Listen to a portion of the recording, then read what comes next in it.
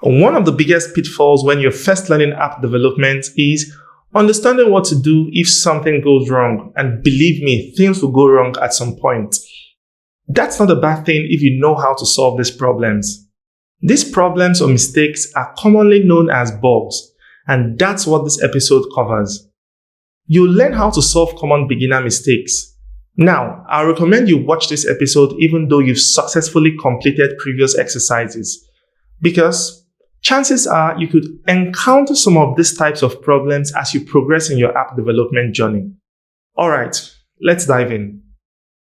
To get started, continue with the current project you've been working on, or open up the starter project for this episode. Let's go through some common beginner mistakes you might make when you're getting used to Kotlin and Android development. Spelling mistakes are common during development. So if I delete the T from the show result function call inside the hit me button's click listener, you can see it turns red. And if you hover over the error, you see some message pops up saying unresolved reference. This simply means that Android Studio couldn't find anywhere in the file that a method with that spelling was defined. So trying to reference it here is causing a problem. We can also access all problems in our project via the Problems tab in the status bar below.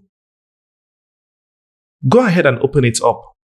In here, you'll see a list of all the problems and their corresponding line number in the file. I'll go ahead and add the T back to the show result function call. Next, the Kotlin programming language is case sensitive. This means that an uppercase letter is different from a lowercase one.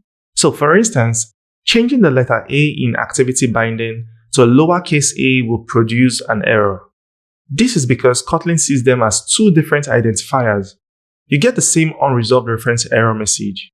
I'll go ahead and change that back. Another thing that could cause a handful of unexpected problems is missing parentheses. Errors that occur from missing parentheses can be tricky to trace. I'll go ahead and remove the closing parentheses of the setContentView function. And if you look at the problems panel below, we have a plethora of errors. The simple trick to solve this type of error is to always start from the top.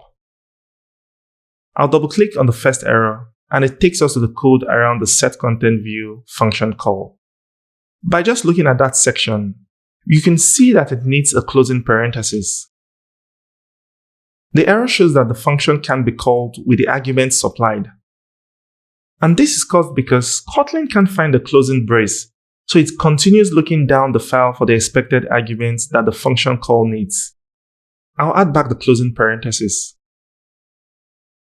The same also applies for curly braces, which signify the start of a code block, like the declaration of a function's body. To avoid this type of error, the rule of thumb is to always close the curly brace or parenthesis immediately after you open one.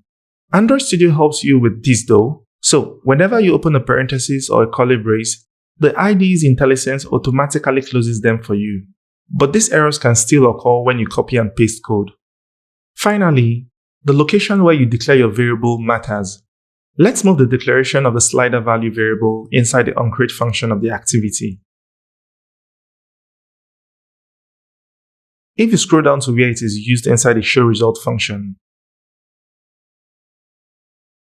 you can see we have the unresolved reference error. And this is because the slider value is now local to the onCreate function, meaning that the rest of the main activity class won't have access to it. This is known as variable scope. And the slider variable is now a local variable of the onCreate function. You'll learn more about scope as you explore the Kotlin programming language further down the learning path. I'll move that line of code back up now. Android Studio will always try its best to give you a reasonable message and suggestion whenever you have an error. But whenever something shows red, start at the topmost error. Go to the code at that line and trace downwards. But often, Android Studio will point you in the right direction to help you figure out what's going on.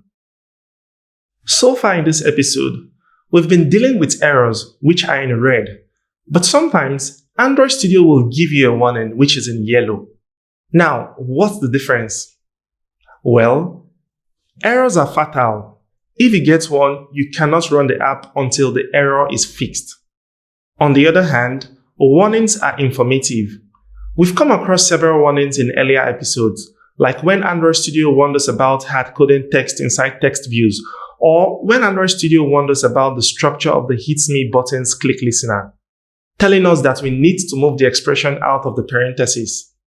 As you can see, for warnings, your code will still run, but Android Studio warns and informs you that there's a better way of doing things.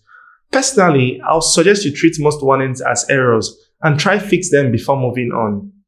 Now, this doesn't guarantee that your app won't have any bugs, but at least they won't be silly bugs.